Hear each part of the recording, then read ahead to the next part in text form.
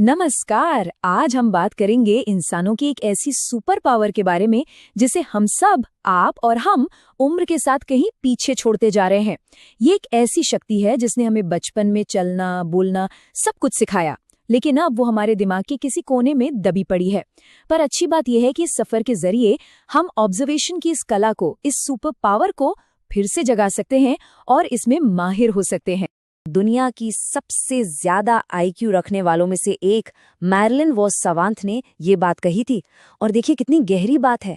पढ़ाई लिखाई हमें जानकारी देती है, फैक्ट्स देती है, लेकिन जो असली समझ है ना, वो सिर्फ गहरी ऑब्जर्वेशन से, चीजों को गौर से देखने से ही आती है। चलिए इस बात को परखने के लिए एक छोटी सी पहेली देखते हैं। सारी जानकारी बिल्कुल आपके स्क्रीन पर है। थोड़ा सोचिए और बताइए, पायलट की उम्र क्या होगी? अगर आप अभी भी हिसाब किताब में लगे हैं कि कितने लोग बचे और कितने पैराशूट, तो सवाल को एक बार फिर से सुनिए। जवाब बिल्कुल सामने है। पहेली का पहला ही वाक्य था, एक पायलट 20 लोगों के साथ प्लेन उड़ा रहा है। अब सोचिए सवाल क्या था? पायलट की उम्र क्या है? तो जवाब है, आपकी उम्र क्या है? जी हाँ, ये पहेली ऐसे बनी है कि इसे सुनने वाला खुद को पायलट की जगह पर रखे।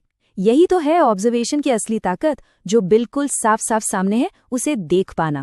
तो ये ऑब्जर्वेशन सिर्फ एक स्किल नहीं है, ये वाकई एक खोई हुई महाशक्ति है। ये वही शक्ति है जो दुनिया के सबसे बड़े जीनियस और इनोवेटर्स को हम जैसे आम लोगों से अलग करती है। चलिए देखते हैं कैसे। सोचिए जरा, दा विंची ने मोनालिसा की उस रहस्यमय मुस्कान को कैसे ऑब्जर्व किया होगा, या न्यूटन को एक गिरते हुए सेब में ग्रेविटी का पूरा सिद्धांत दिख गया। ये सब गहरी ऑब्जर्वेशन का ही तो कमाल है।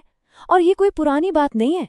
आज के जमाने में ज़ोमैटो और ओला जैसे स्टार्टअप भी तो किसी न किसी प्रॉब्लम को बारीकी से ऑब्जर्व करने पर ही बने हैं। मतलब महान खोजों से लेकर मॉडर्न कामयाबी तक हर चीज की जड़ में गहरी ऑब्जर्वेशन ही है। पर सवाल तो ये उठता है कि अगर ये शक्ति इतनी ही जरूरी है, तो हम इसे खोते क्यों जा रहे हैं? इसका जवाब, मजेदार बात यह है कि हमारे दिमाग के काम करने के तरीके में ही छिपा है। हमारे दिमाग की अपनी ही कुछ सीक्रेट फिल्टर्स होते हैं। साइंटिफिक डेटा के हिसाब से हमारा दिमाग अपनी सभी 5 इंद्रियों का इस्तेमाल करके हर एक सेकंड में लगभग 1,10,00,000 जानकारी के टुकड़े, मतलब बिट्स ऑफ इंफॉर्मेशन, इकट्ठा करता है। जी हाँ, हर एक सेकंड में। लेकिन और यहीं पर बात चौंकाने वाली है, इन 1 करोड़ से ज्यादा टुकड़ों में से हमारा दिमाग असल में सिर्फ 40 पर ही ध्यान दे पाता है। सिर्फ 40। इसका मतलब क्या हुआ? इसका मतलब ये है कि हम अपने आसपास की दुनिया का 99.99% से भी ज्यादा हिस्सा तो बस अनदेखा कर देते हैं। शर्लॉक होम्स की कहानियों से एक बड़ा ही दिलचस्प कॉन्सेप्ट निकलता है, जिसे ब्रेन एटिक कहते हैं। सोचिए कि हमारा दिमाग एक खाली कमरा है, एक अटारी, और हम अनजाने में ही ये तय करते हैं कि इसमें कौन सा फर्नीचर रखना है, मतलब कौन सी जानकारी अंदर आएगी और कौन सी बाहर रहेगी। हमारा ये ब्रेन एटिक ही तय करता है कि हमें क्या दिखेगा। यही वजह है कि एक पुलिस ऑफिसर सड़क पर खड़ी एक अनजान गाड़ी को तुरंत नोटिस कर लेगा, जबकि उसी सड़क पर रोज चलने वाला एक आम इंसान शायद उसे देखेगा भी नहीं। क्यों? क्योंकि पुलिस वाले का ब्रेन एटिक इन डिटेल्स के लिए पहले से तैयार है। दिमाग के ये फिल्टर तो एक बात हो गई, पर ऑब्जर्वेशन की राह में एक और बहुत बड़ी रुकावट है, और वो है हमारे अपने ख्यालों का शोर, जो 24 घंटे हमारे अंदर चलता रहता है। आइए देखते हैं ये कैसे काम करता है।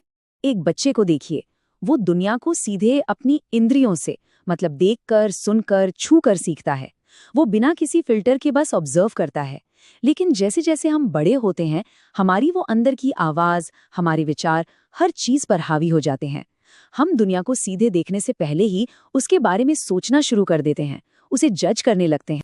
इसे ही थॉट क्लाउड कहते हैं, मतलब विचारों का वो बादल जो हमारे और सच्चाई के बीच में आ जाता है।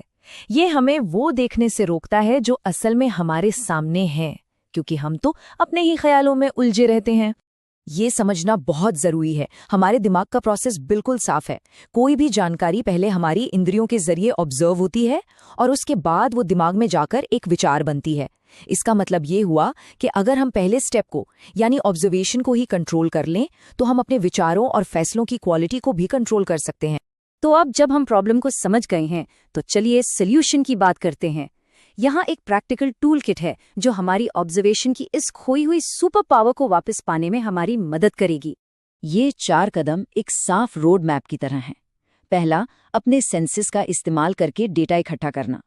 दूसरा, अपने ब्रेन अटैक को जानबूझकर ऐसा बनाना कि जरूरी चीजों पर ध्यान जाए।